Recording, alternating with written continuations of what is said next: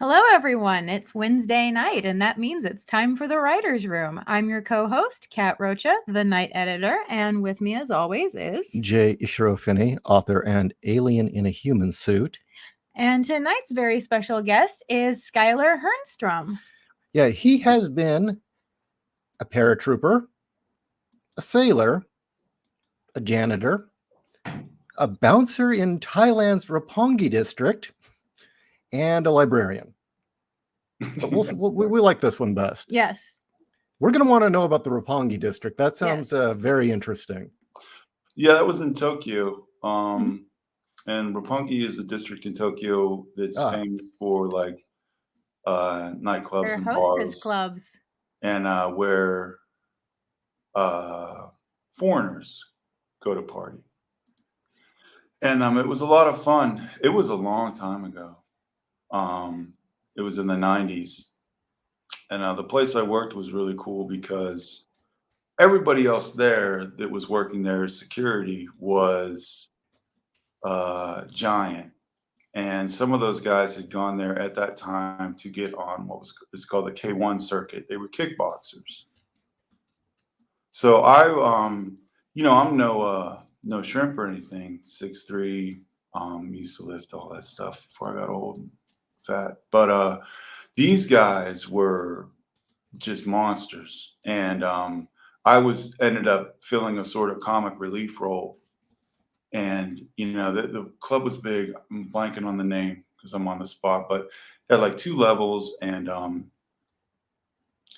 these guys were just hyped up, and I wouldn't have to do anything. I'd go, man, what is that guy? That guy looks a little. They go, what? And get over there and deal with it. So it was a pretty easy gig.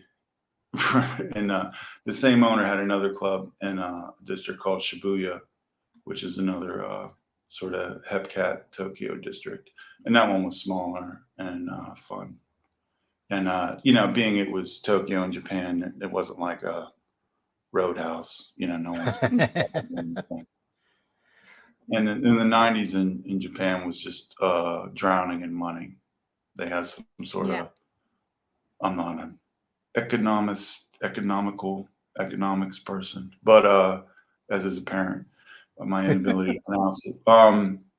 But they were just awash in cash, and so it was pretty fortuitous. I'd been there, I'd gotten over there in the Navy, and then I was stationed on a ship out of Yokosuka, Japan.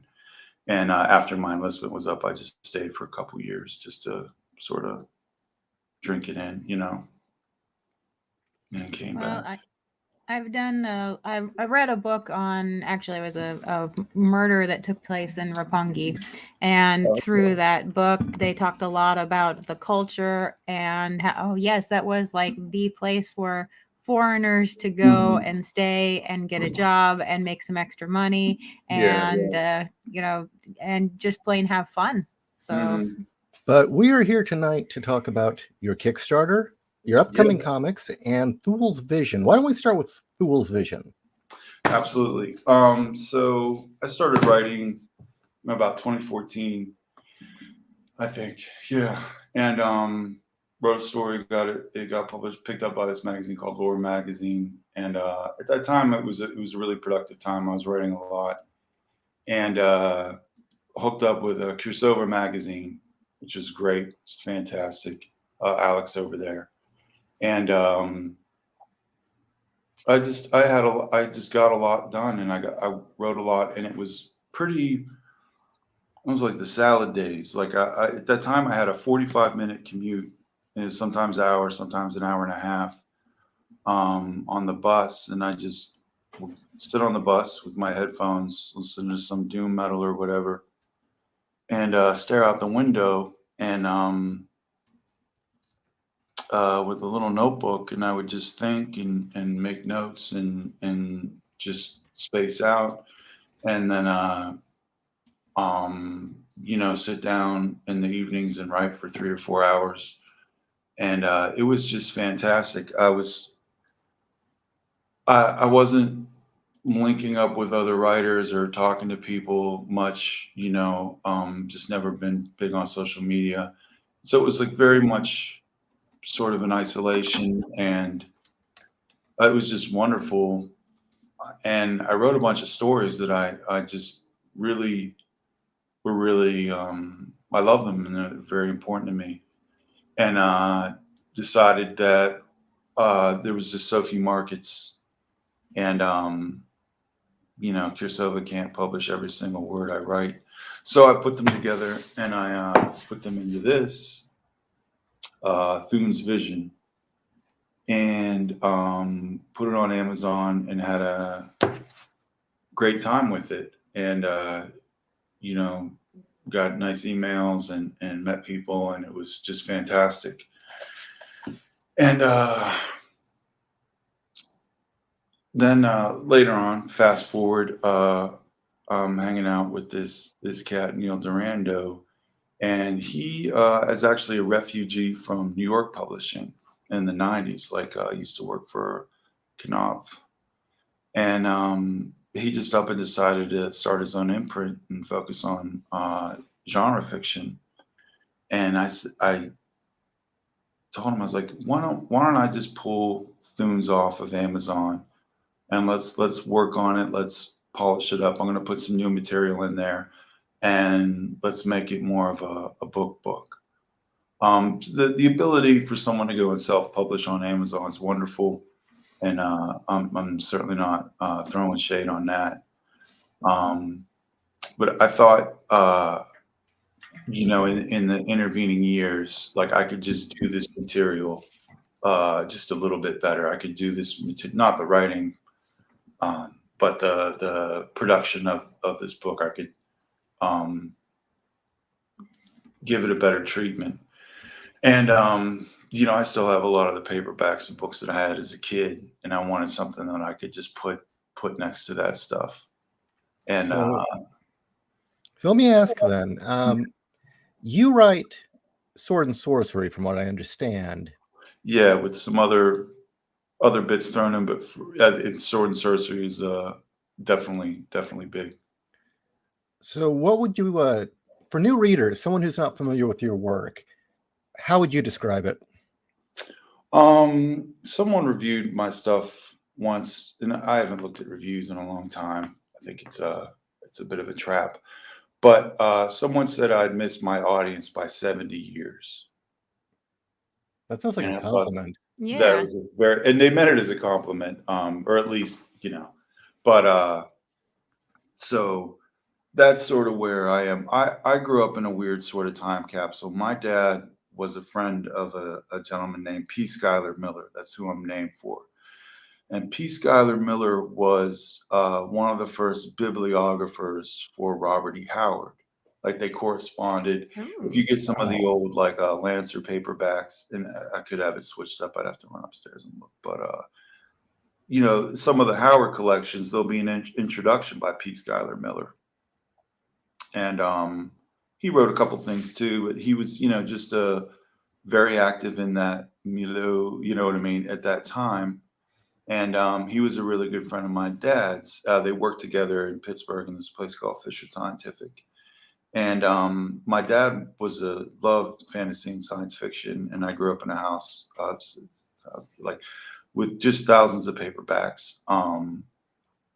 And being in the growing up in the 70s and 80s, you know, you've got Conan comics, you've got Frazetta art everywhere. Got the Conan movie, the masterpiece, Milius, you know, and all this stuff is this, and even the toys, you know, and all this stuff, you know, it's all swirling around in here. So when I finally sat down to write, on a whim, a friend of mine, you know, you always think, oh, someday I'll write a book, someday I'll write a novel. And a friend of mine said, let's write some short fiction. Why don't you write some short fiction? And it just sort of like unlocked it in me. Like, duh, like, of course, I don't have to sit around waiting for my magnum opus to land on me. I'm going to start writing short fiction. I'm going to experiment. I'm going to try to recreate or generate these emotions that I experienced when I used to read, you know, and that sort of the joy and the terror and the blood and everything else. And so I was kind of in a weird time capsule. Do you know what I mean? Yeah. So that's where I was coming from. And so, you know, I don't want to sound egotistical or anything like that, but doing something like that by chance, just in the sort of the way things are now, you know, comes off as pretty fresh to a lot of people. And you know, people would email and be like, man, that was awesome, like, you know, um trying to connect, trying to hit those beats hard and really move the needle, and doing it with, there's no winking at the audience, there's no, you know, elbow in the ribs, you know, it's 100% genuine, you know, there's no like, uh you know, if someone reads it, and you know, certainly everyone's different and everyone likes different stuff, someone encounters my work and they think it's a little corny, you know, that's it's not for you, man, you know what I mean, like, there's no inside joke here, you know, this is it, this is, we're going for it, you know what I mean. And that's sort of where I was coming from, that's where Thunes came from. And you know, I've got, let me get the table of contents here. You know, the Challenger's Garland is like sort of a take on Death Dealer. Athon and the Priestess is this like, you know, again, you know, I'm sitting here blowing a horn on my own horn, but like someone told me it was like it's this massive epic story, but it's not very long at all. And compare that to all the stuff in, you know, on the shelf where it's like 600 pages and nothing really Yeah. happens, you know. Mhm. The Movements of the Ige was a really fun story to write. That's a first contact story, but it's told from the perspective of the aliens. And you know, you hear about the, well, like the Klingons or other things like that. You hear about like the warrior race, the sort of the trope of the warrior alien race. Mhm. And I wanted to write a story to try to like, you know, you watch the Klingons and you're like, well, who takes out the trash, man? Like who, like, are they like Spartans? Do they have slaves do all the unfun stuff? You know, I don't know. They might. I'm sure some Star Trek fan has figured all this out, though. You know, actually, I don't that want was always a huge hole in the Klingons. Was Mhm. okay, where are their scientists? Where are their shipbuilders? yeah. Yeah. Who designs their fashions? You know what I mean? Like, you know, We know they have um, cooks because we've seen them. yeah. We have Yes. seen a scientist, and he even talks about how he's on the bottom rung of their society. Oh, okay. So Oh, it, yeah. it did come up. So It did come up. Yeah, it had to. So, like in this story, this is the alien warrior race. So, their biological cycle actually depends on them slaughtering one another. You know, on the battlefield where they're all lying dead, the females come and implant eggs in their corpses, and oh, then that's neat. That I yeah. like. So, and this all happens on a very rigid schedule for them based on the movements of their moons. So, a ship of human explorers crashes and interrupts their cycle. And they talk about their battles, and their battles are elaborate dances. It's like this sort of dance motif. But these aliens are very, very proud, and they're very, very vain, and they're very, very like the protagonist of the story is the leader of his group because he's the tallest and most beautiful and most capable of violence. And so this ship interrupts their ritual. And you know, one of the war parties is like, this is so depressing, we're just going to go home and we'll see you the next moon. And but he chooses to investigate because he's so infuriated. And even him investigating is out of character for his species and his people. and it's so, but that's because they're a warrior. This is all they do. This is their.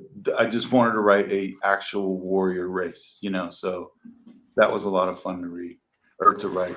The Ecology of the Unicorn is a sort of Vancian style story where this wizard who feels his death is approaching. He's put it off for centuries, and he knows that the Fae are, if not immortal, near immortal. So he has a Fae prisoner. So he's trying to extract the secret of immortality from him.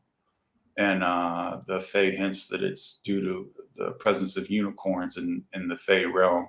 So he travels there, and there's a bit of nastiness that happens, because he's a wizard.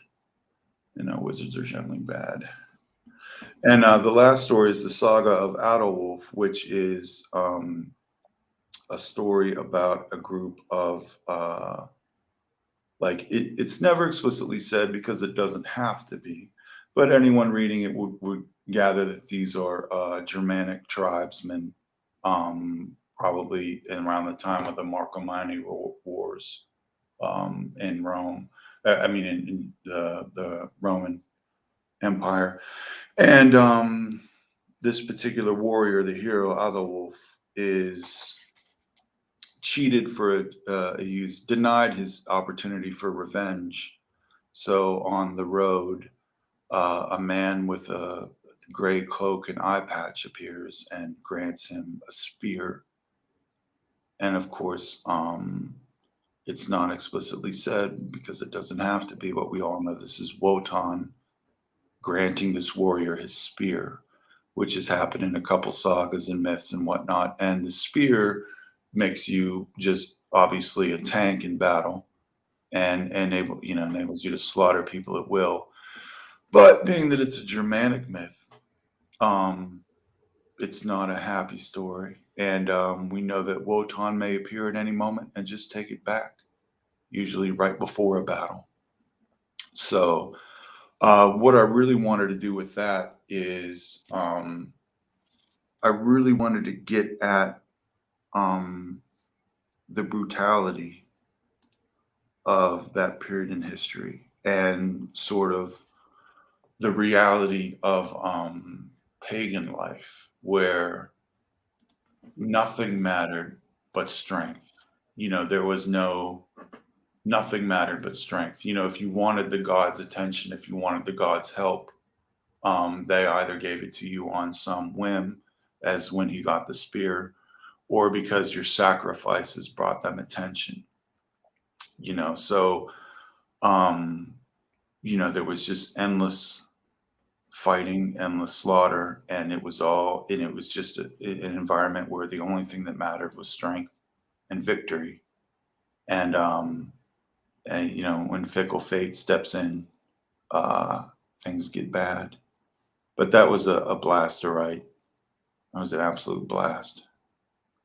But yeah, sounds like some good stuff, honestly. Yeah. Yeah, I meant to before. I'm just totally crushed right now, but I'll definitely forward you guys the review copy. Oh, thank you. Yeah, Huge thank you. I should have done it before. Yeah.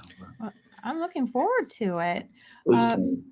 Do you find that you prefer writing short stories to long fiction? Yeah, what's funny is because I started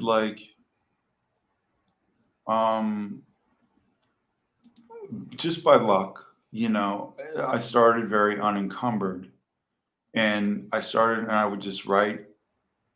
I would just write the story in the way that it needed to be written without any respect to length or anything.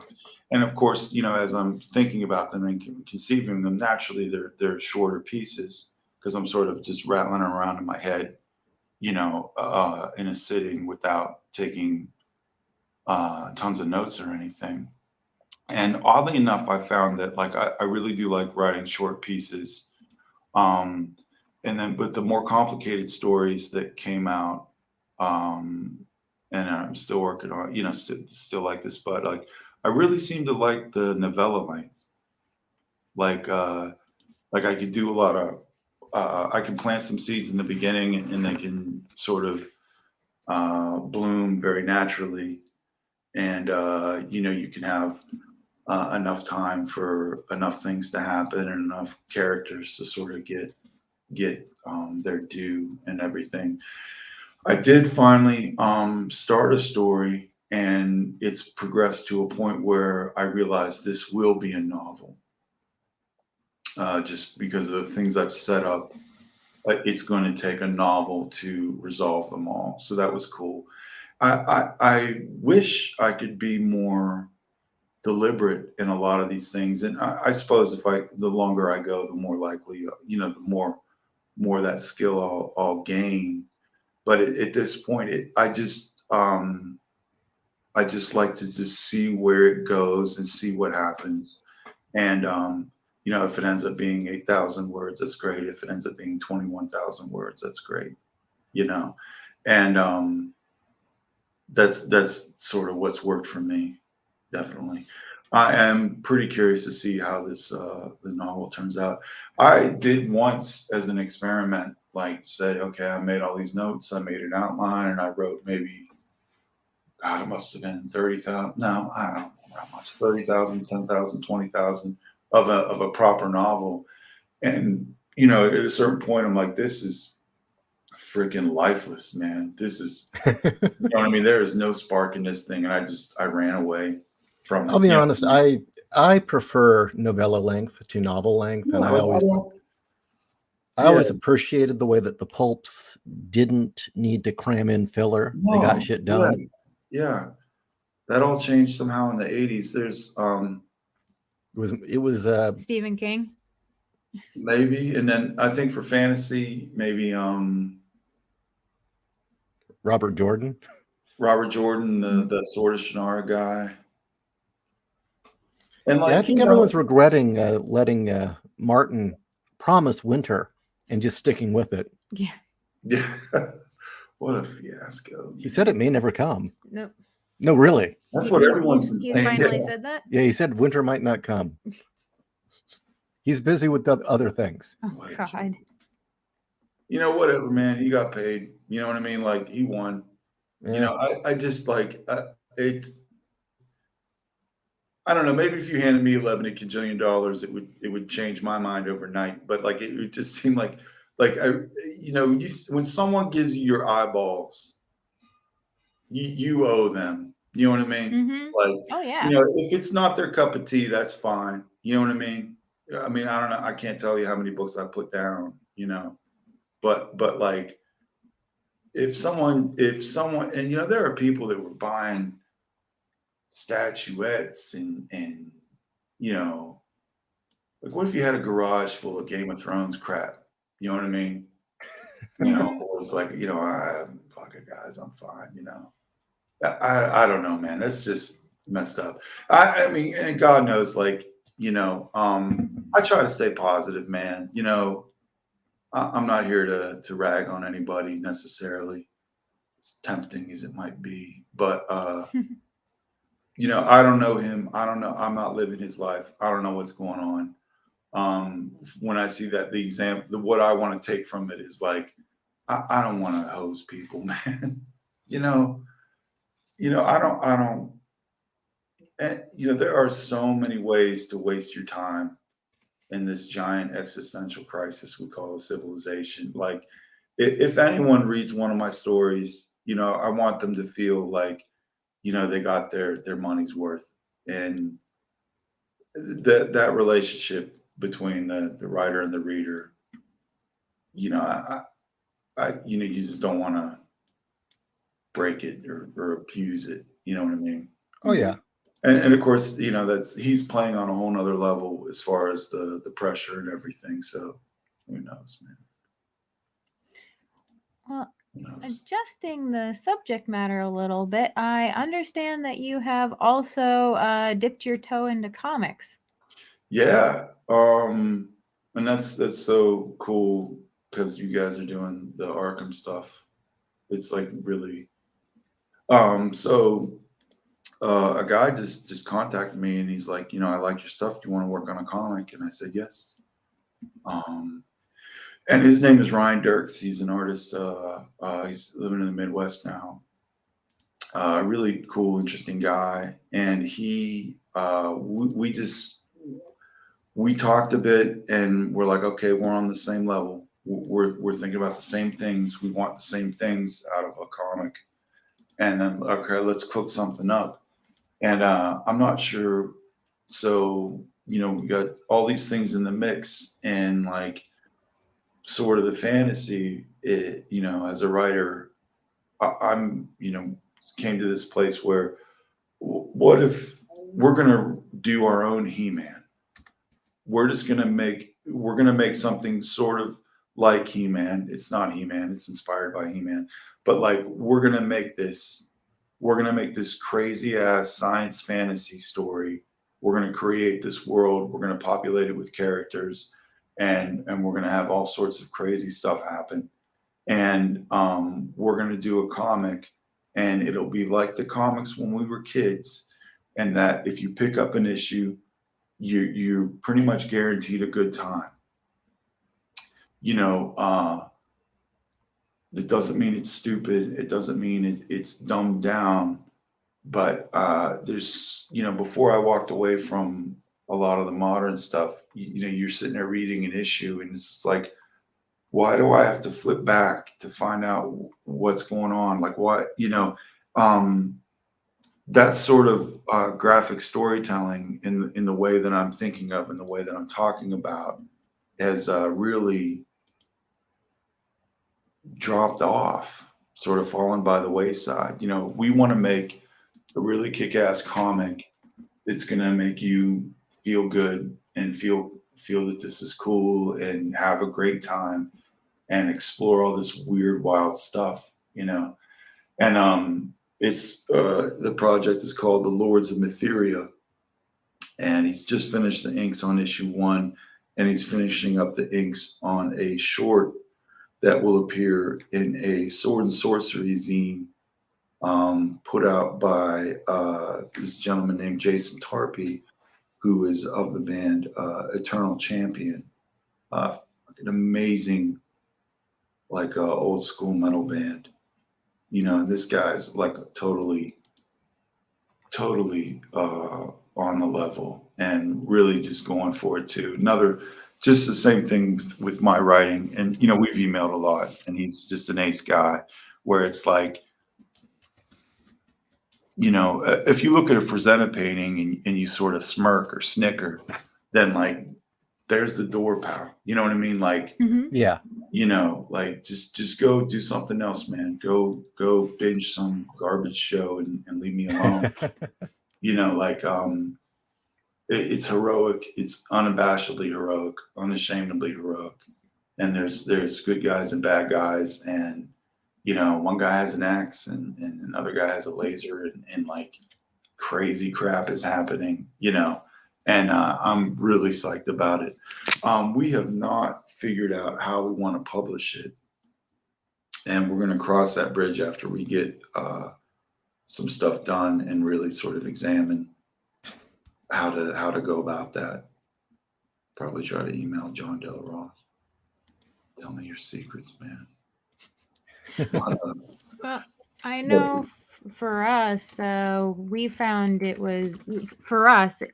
it was best to collect the whole thing into one graphic novel, Right. and do a Kickstarter for that. Although there are people like John who I believe have put them out in issues. Yeah. But they've so it works for different people in different ways. It also depends on the audience that you're going for. Mm-hmm. Is this a black and white or a color book? We're going to do it in color. Oh, nice. I think the short will be in black and white, but we plan on doing the main issue in color. There's a lot of like cool little decisions to make. Like, are we gonna try to replicate sort of the 4-color look, or are we gonna go more modern? Don't know yet. He's got a really cool style. It's I don't know what I call it. I grappled with this on an interview recently too, but I like it. So it's obviously a little bit old school, but not that I mean, the cool thing about comics is that you can just do anything. you know, you can get Mhm. away with it. As long as it works, you know, as long as it works, you know what I mean? No, definitely. Yeah. And well, like you know, since you know, this is again more sword and sorcery, I'm thinking of the first adaptation of Moorcock's Elric in graphic novel form, and Yeah. it wasn't quite for color, but it definitely was done in that style, but also with like Art Nouveau artwork, and Yeah. the artwork is just absolutely gorgeous and holds up today. So you can definitely do something beautiful with the old school like four Mhm. color look. Yeah, definitely. It's so funny. Even though how long ago was that published, and it was just totally kick ass. You know, it's not like everyone's acting like they got to reinvent the wheel. But there's just No. so much stuff in the archive. Mm-hmm. Well, so do you know then when people might be able to either support the first story, or are you still working that out with your When artist? Yeah, when that zine is out, I'll certainly post it on my website. The however that thing gets sold. As far as the comic proper, when that gets underway, I would expect that we'll have it all figured out by summer or fall at the latest. Because he is fired up. I'm fired up. I've plotted 6 issues of this thing. Nice. And like I love to draw. Um, I was going to ask you about that actually. yeah, I love to draw. I don't like I'm not at a point where or I could, but like I mean Ryan's a proper artist. Ryan, yeah, my rat. Ryan's a proper artist. So like, you know, if I'm gonna sit down and do a comic, I've got to like figure it all out. You know what I mean? Like doodles and pinup style, sort of, you know, your hero or whatever. That's all well and good, but you know, when you're doing a comic, it's a lot more choices and things like that. I would like to do my own comic one of these days. I've got like this long, yeah, if you got like the Chewbacca looking guy down there. Um, that's from my secret, not really secret comic project that might never get done called Starweed. Yeah, and that's the character of he's Chunandez and um, his faithful assistant BMBX. Nice. And Chunandez is an imperial weed inspector. And you know, because I can't damage Star Wars any more than it's already been damaged by the people that own it. So this thing is just like it's completely uncorked. Like in this take, the Empire is actually the good guys, and the rebellion are people absolutely incensed that their liberal arts degrees aren't worth anything in this new meritocracy. So Junandez is an imperial weed inspector, and he uncovers a conspiracy to sell um, where the rebellion is trying to use weed that's been poisoned to make people zombies so that they'll just fall into line. Yeah, I so think this should be published. yeah, it should. It might be my best idea ever, but that's going to take a bit, you know. But Well, yeah, I got some like Macquarie type sketches there. Yeah, I dig those. Those are nice. these are Thank you, very thank you. nice. All right, so tell us about the Okay. rat. Oh, you got a question. Oh no, well, no, go ahead. Tell us about the rat, and then we have a couple of comments from the chat. Oh, awesome. The rat. Being that I grew up in the 80s and my mom extremely kind to my brother and I and would take us to see movies all the time, saw so many movies. And I remember seeing Secret of Nim, which was terrifying, absolutely terrifying. I think it's why Gen Xers are so bulletproof. You know, we just saw these scary ass movies. But Yeah. Agreed. so I have a lifelong interest in intelligent anthropomorphic rats. I actually wrote a game, a RPG game where humanity's gone, and there's been some sort of cataclysmic event, and rats have leveled up evolutionarily speaking, and so these rats in this place called Manor Hill have adopted. They've started to grapple with technology and things like that. And there's still rats, though. You know, they live in warrens and things like that. And it was a lot of fun. And these rats, they name themselves after things that they see and read. So you can name your character Mountain Dew or Best Pizza. You know what I mean? And on one side of the manor, there's a statue of Mary, around which this cult of sort of vegetarianism and peace and love has grown up. And on the other side of the manor, there's this garage where they've rigged up with huge speakers and these guys and red lights, blinking red lights, and they blast metal all night. And at the culmination of every evening, they end up cannibalizing one of their own. So your rat character can be torn between two different, if your rat needs healing, they might go to the Mary cult, but if they fail a save, they'll be absorbed into the vegetarian collective. And if they visit the metal guys to get tools or parts and they fail a save, they'll be absorbed into the cannibal metal cult, And, the Mary cult's mostly female and the metal cult's mostly male. And if anything, that was to make a joke about how even with rats, there's just not a lot of chicks at the metal show. Well, rats do tend to self-segregate in that way. Mhm. That's right. So do you have a rat now? No, I don't. Open them up. You would think I have one. Marriage is a partnership, and there's a lot of compromise and communication. And the household is not 100% behind the ownership of a pet rat.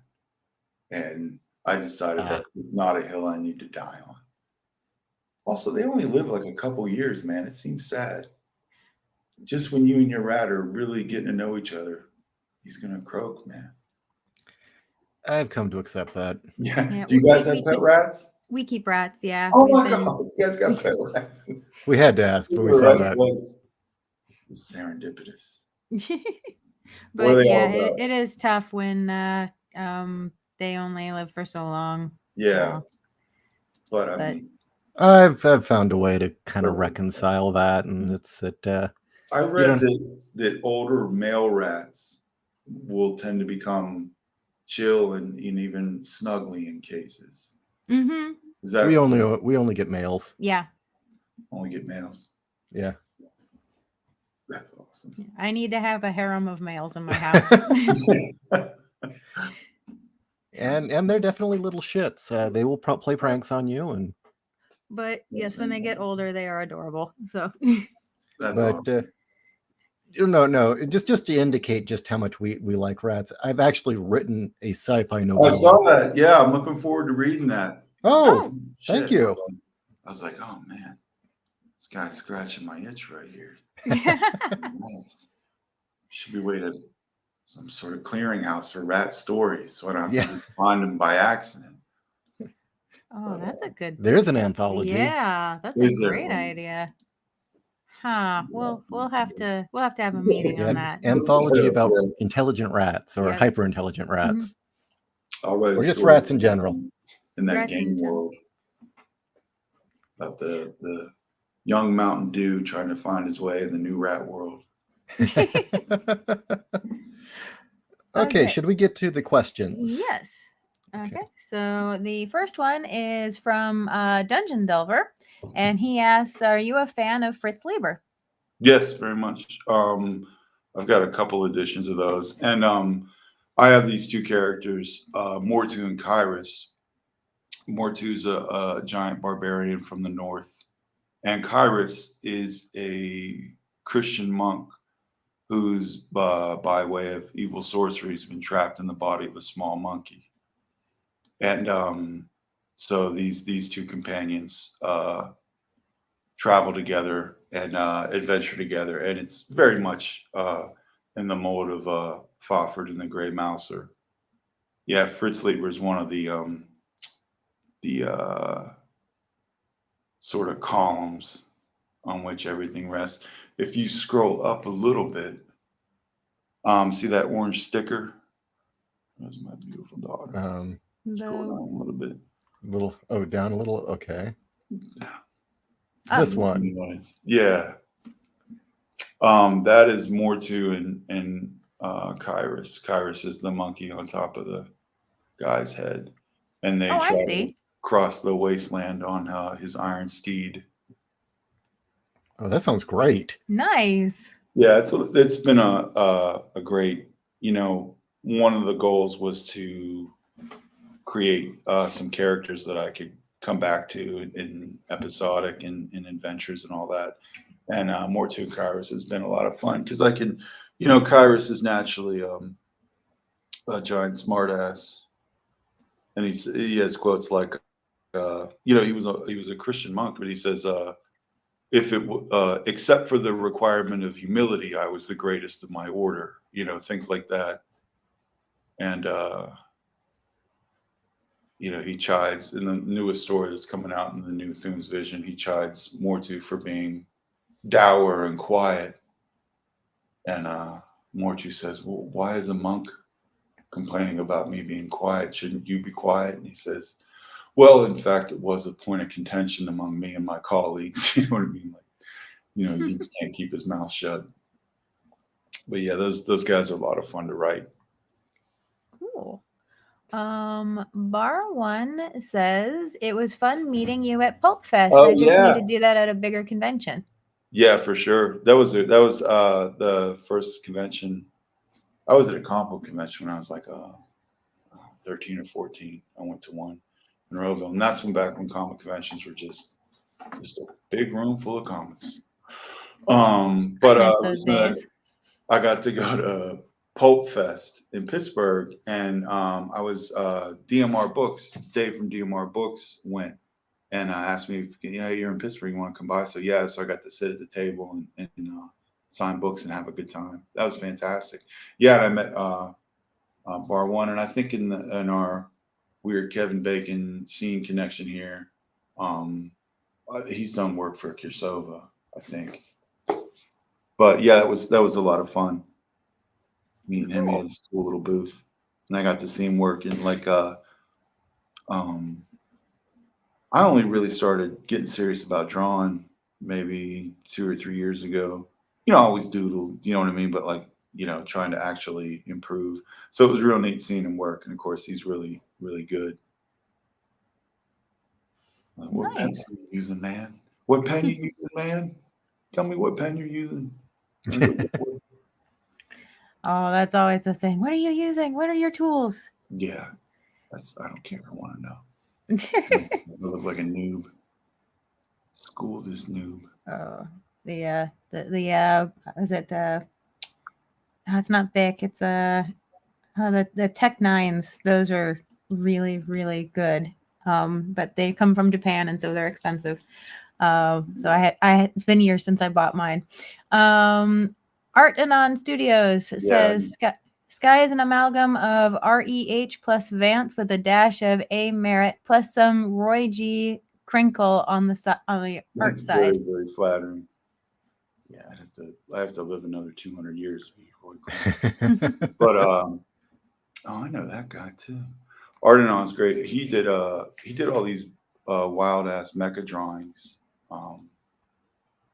for a guy named Bradford C. Walker, which he kind of did this cool Voltron-y kind of thing right up my alley. Oh, cool. I don't mean to be too on the nose here, but I do prefer Conan to Solomon Kane. I do like Solomon Kane. But I do like Conan better. I have to Solomon Kane has some pretty badass comics too. I got that collection. I've been barely in it, and I have that nice Solomon Kane edition, the paperback that has the cool fold out covers when you get all those. I gotta look that up. But definitely Conan. Milius's Conan, I think is very faithful in spirit to Robert E. Howard, but obviously he just sort of was a brand new story. It's not really a canonical Conan story, but it's just etched in my brain. You know, reading those Conan paperbacks, the Frazetta covers, that Milius film, and then like Roy Thomas and John Buscema. Like like if I was going to be stationed at the Arctic and they told me to bring just one box of things, it'd probably be like a couple Vance paperbacks and then like, as many old Conan comics as I could stuff in the box. And that soundtrack to Milius's film is one of the best ever written. It's like there's like no other movie like that. No. There's just not another like, oh, you're in the mood for something else. And the Conan the Destroyer, I liked it when I was a kid, but it's not in even any way, shape, or form the same kind of movie that Conan the Barbarian was. I'm almost afraid to watch it. I won't watch it again. Yeah, because I mean I liked it when I was a kid, you know what I mean? But that Milius Conan movie, my God. Okay. Samueli also asks or says, "The Eye of Sunu by Schuyler looks great. I will start there probably. I have really started to appreciate short stories in the last few years." It's an endorsement. Yeah. Eye of Sunu's awesome. Eye of Sunu's pretty beefy, and like I look at it like, Jesus, I wrote all this shit. Like, wow, when did I have the time?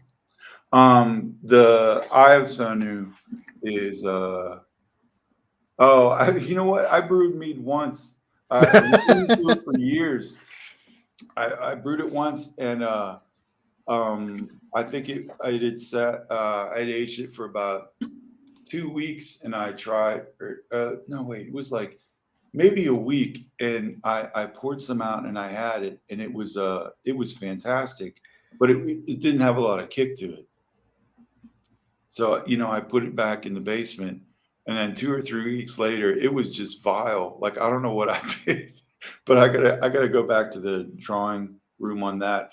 I was using an extremely simple recipe, just using bread yeast. And I think if you do that, with the tools that I have and the process that I was using, like you just let it ferment for a couple days, and you have this like bubbly, refreshing, very low key mead.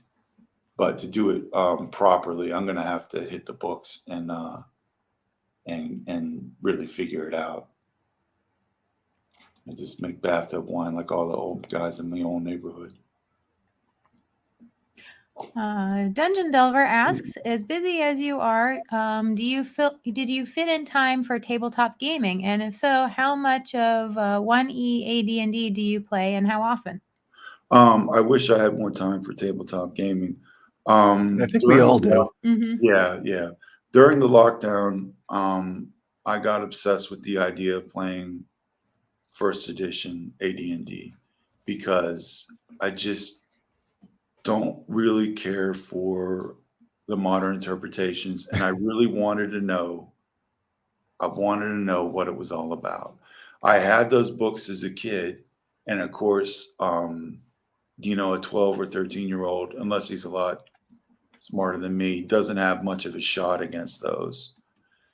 And I ran a couple games, and then my buddy Jeffro Johnson, he was in those games, and he did it just a very Jeffro Johnson kind of thing, where he's like, well, I sort of broke the ice or whatever, and he went and he ran with it, and he ran this insane campaign that's reached all this domain level stuff. As soon as I get a chance, I'll drop back into that. Another friend of mine, and probably more than that now, guys are alternating running it. I think that if I could only play one more game for the rest of my life, I'd probably play 1E, because I feel like I don't feel like I've gotten everything I can get out of it. It's just there's a lot going on, and it's a lot more of different mindsets than the ones that I encountered later as an adult playing third, fourth, and fifth edition. And anyone can play anything they want. There's no rules, and different people are going to like different things about different games. But if you look at Gygax and the things he was plugged into and the way they used to play back then, man, I think it's pretty awesome. And Jeffro's work to sort of uncover that is pretty cool, and I'm pretty stoked to have the chance to play it again. Yeah, I don't know. Kids playing D&D now with the new stuff have no idea what they're missing. No. Yeah, it's really like, and I used to DM a lot. And I look back on it now and it was like, like I want to play a game. Mm-hmm. I don't want to do this sort of improv theater thing. And maybe somebody does want to do improv theater. You know what I mean? Like some people want to dress up like goblins and throw beanbags at each other. Like, it's America. You do whatever you want, man. I'm not here to harsh on it. But like as a DM, I'm like at this table and I've taken on this responsibility of making sure everybody has a good time. And like when I look at 1E and the way they used to play, and like they weren't doing that. They were playing a game. You know what I mean? They weren't having this experience that the DM is responsible for delivering. Yeah. And like, when I got to play in Jeffro's game, it was like, oh, all right, we're playing a game. This is awesome. So that's kind of where I'm at with that. All right. Well, we're coming up to the end of the show. So why don't you do some last minute promoting about where we can find your books? Right. One more last pitch about why everyone should be supporting your Kickstarter, and we'll go from there. All right. So we'll work up to the Kickstarter. So first thing you got to do is go check out DMR Books. He's a freaking great guy, and he's got a big catalog of all sorts of righteous stuff. And among that is this, which is a ton of stories that I had published in Kursova, and then one fresh, new, only can get it here story called The Tragedy of Thune, about this horrible villain that wants to undo everything, and how these wizards conspire to stop him. So definitely check out DMR Books. Pylon Press. And the first Mortu and Kyra story is in here. So the first Mortu and Kyra story is in here. The second Mortu and Kyra is in this collection called The Penultimate Men from Pylon Press. And it's got some wild stuff in it. It's really cool. Really, really cool. It's got a little bit of writing, a little bit of nonfic from Jeffro. And John Mollison, who's a fantastic dude and a fantastic writer. And it's got the second Mortu and Kyra story called The Judgment of Dagonha, where Mortu and Kyra run afoul of this scorpion cult, which is just power alley stuff. And then, or perhaps first, go to the Kickstarter and line yourself up to get the second edition of this book, which is stuff that I just love. I just love these stories, and obviously I hope you will too, because they're written from a very, very genuine place, and there's an incredible amount of just affection and care with these things. It's got a variety of stories in here. We've got some sword and sorcery, a more or less quasi-historical fiction with the Germanic tribes, and some bizarre science fiction.